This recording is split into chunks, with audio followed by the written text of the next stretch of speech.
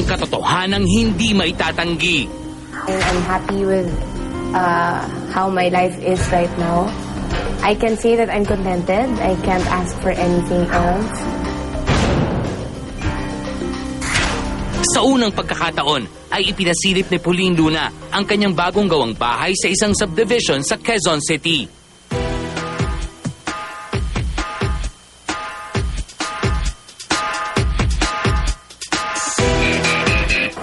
Hi guys! Welcome to my simple room.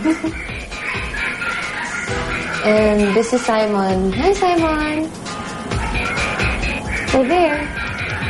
My bed. My computer. So, pinakamalaking room sa'yo talaga? Parang sa akin yung masters. Ito lang siya.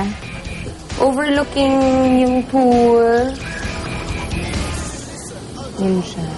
Yun lang akong two-piece outdoor furniture. Ano lang, I'd like to keep it simple, spacious. Kasi as much as possible, ayoko nang maraming laman yung kwarto mismo. Gusto ko lahat ng junk nasa walk-in closet. Para diba, pag uwi mo, maaliwalas. Ang room ni Pauline ang may pinakamalaking espasyo sa bahay. Mapapansin dito ang home theater set na regalo umano ni Bossing Vic Soto noong kanyang huling kaarawan. Tapos ito yung table kayo binigay sa'yo, boss. Ano na yun? Ito naman. Basta yan, gift. Hanggang ngayon ay tahimik pa rin si Bossing tungkol sa kanila ni Pauline. Pero nakikitang magkasama silang nagsisimba at kumakain sa labas. I respect it. I respect him. Tsaka diba mas, peaceful. Yung buhay namin is very open. So, kapag meron kaming makikitang mga little things na pwede namang hindi na i-share sa buong mundo, we really grab that chance. I think kahit sinong artista would grab the chance. Darating din ba ang tamang panahon para maging open sila sa lahat? Oh, I guess so. I don't know. Hindi ko alam.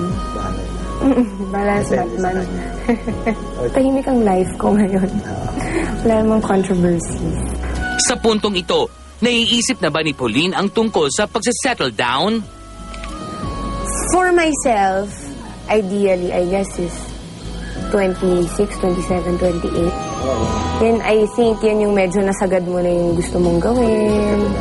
Oo. Tapos, but at the same time, it's not too late. But then again, that's ideally. Things don't really turn out how we always want them to be. Sometimes sooner, sometimes later. You never know. Hindi maitatangging masaya si Pauline sa mga nangyayari sa kanyang buhay. I'm very happy right now, especially with this new house. I have Magdalena. Of course, I still have Eat Bulaga. And with everything that's going on, I'm happy. At ang katotohanan, hindi maikakaila. Masaya ngayon si Pauline sa kanyang buhay pag-ibig. Basta, bottom line, I'm happy with how my life is right now. I can say that I'm contented. I can't ask for anything else. And that's it.